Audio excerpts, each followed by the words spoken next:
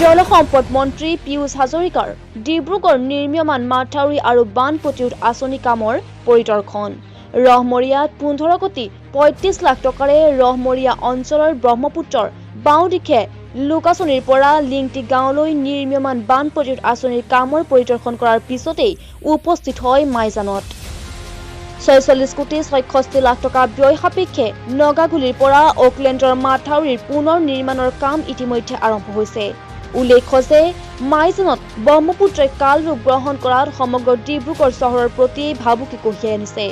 অসম চিকিৎসা মহাবিদ্যালয়, বায়ু সেনা শিবিৰ, ডিব্ৰুগড় বিমানবন্দৰৰ প্ৰতিও অশনি সংকট কঢ়িয়াইছে। মুখ্যমন্ত্ৰী হিমন্ত বিশ্ব শৰ্মাই নিজে খহনীয়াগ্ৰস্ত অঞ্চল পৰিদৰ্শন কৰি জলসম্পদ বিভাগক তৎকালীনভাৱে খহনীয়া প্ৰতিৰোধৰ ব্যৱস্থা গ্ৰহণ কৰিবলৈ নিৰ্দেশ দিছিল। ইয়াৰ পিছতেই জলসম্পদ মন্ত্ৰী পীয়ুষ হাজৰিকাই এই বৃহৎ পেকেজৰ কাম শুভাৰম্ভ কৰিছিল। ডিব্ৰুগড়ৰ পৰা এআৰ ৰহমানৰ ৰিপৰ্ট, নিউজ ইণ্ডিয়া 12। গতিকে এতিয়া সমস্যাটো হৈছে কি তেওঁলোকৰ মাজত প্ৰতিযোগিতা শৰণাপন্ন হ'ব লগা হয়। শৰণাপন্নই হ'ব লগা হয় এটা সময়ত। যোৱাবাৰটো হ'ল কংগ্ৰেছটো শৰণাপন্ন দুবাৰ আমাৰ চকুৰ আগত হৈছে, এবাৰ বিধানসভাত আৰু এবাৰ ৰাজ্যসভাত দুবাৰটো হোৱা দেখিছোঁ।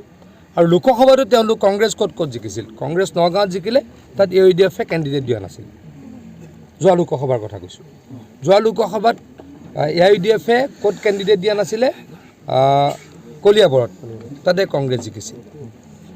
ঠিক তেনেদৰে বৰপেটাত কেণ্ডিডেট দিয়া নাছিল, তাতহে জিকিছিল, য'ত যিহেতু জিকিব নোৱাৰে। গতিকে তেওঁলোকৰ হনা পুতুকা আছে, মিলা প্ৰীতি আছে।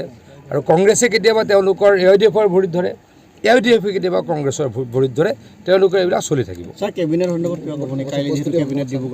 মুখ্যমন্ত্ৰী ডাঙৰীয়াই আহি কেবিনেটত নিশ্চয়কৈ ডিব্ৰুগড়বাসীৰ কাৰণে কিবা ভাল ঘোষণা কৰিব। যদিও বা আমাৰ কেবিনেটৰ গোটেই ঘটনাটো হৈছে গতানুগতিক এটা প্ৰক্ৰিয়া।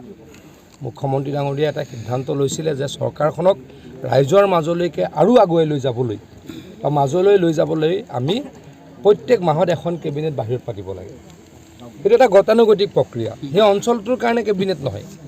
কিন্তু কেবিনেট পতাৰ লগে লগে যিখন জেগাত কেবিনেট পতা যায়, যিখন ঠাইত কেবিনেট পতা যায়, তাৰ কাৰণে নিশ্চয়কৈ চৰকাৰে কিবা নহয় কিবা ঘোষণা কৰে।